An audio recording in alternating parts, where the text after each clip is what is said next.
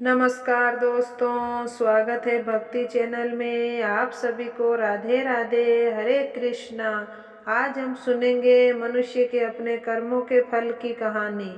आइए कहानी शुरू करते हैं। बहुत समय पहले की बात है। एक नगर में दो पड़ोसी रहते थे। एक का नाम धर्मदास और दूसरे का नाम धनपाल। दोनों के पास लगभग समान संपत्ति थी, लेकिन दोनों के स्वभाव में बहुत बड़ा अंतर था। धर्मदास गरीब और जरूरतमंदों की सहायता करता और भगवान शिव का परम भक्त था। सावन के सोमवार को व्रत रखता, शिवलिंग पर जल चढ़ाता और अपनी सामर्थ्य के अनुसार दान करता। दूसरी ओर धनपाल बहुत धनवान था, लेकिन उसके मन में धन का बहुत अहंकार था। वे किसी जरूरतमंद की सहायता नहीं करता। यदि कोई गरीब उसके दरवाजे पर सहायता मांगने आता तो वे उसे अपमानित करके भगा देता। एक दिन साधु दोनों के घर पहुंचे। पहले वे धर्मदास के घर गए। घर में भोजन बहुत कम था, फिर भी धर्मदास ने साधु को भोजन कराया और आदर पूर्वक पानी पिलाया। साधु ने आशीर्वाद देते हुए कहा, बेटा, तुम्हारे घर में भले ही धन कम है, लेकिन तुम्हारे कर्म बहुत बड़े हैं। भगवान शिव तुम्हारे ऊपर कृपा बनाए रखे। इसके बाद साधु धनपाल के घर पहुंचे। उन्होंने भोजन के लिए पूछा तो धनपाल ने उन्होंने डांट कर वहां से भगा दिया। साधु चुपचाप वहां से चले गए। समय बीतता गया। एक वर्ष सावन का महीना आया।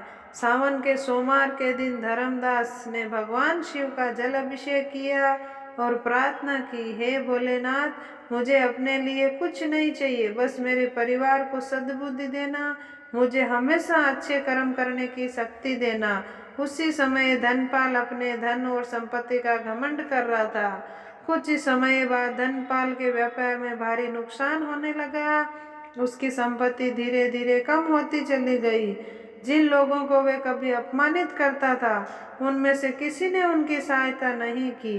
दूसरी ओर धर्मदास के जीवन में भी कठिनाइयां आई, लेकिन उसने भगवान शिव पर विश्वास नहीं छोड़ा।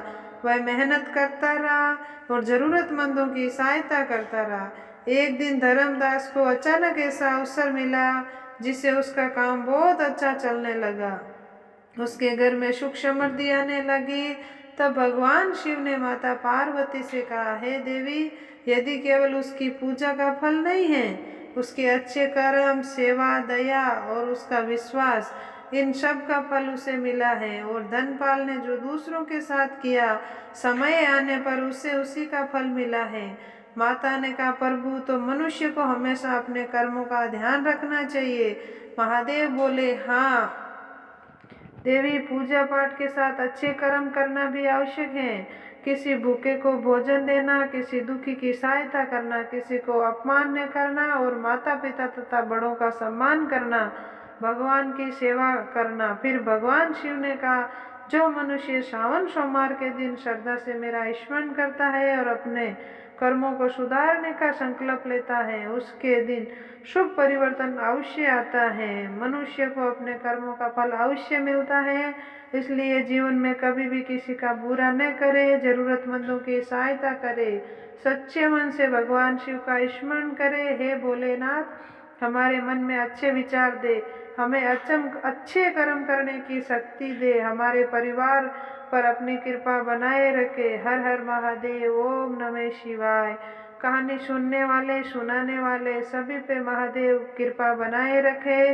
कहानी अच्छी लगी तो वीडियो को लाइक करें, चैनल को सब्सक्राइब करें। सभी को राधे राधे, सभी को राधे राधे, हर हर महादेव।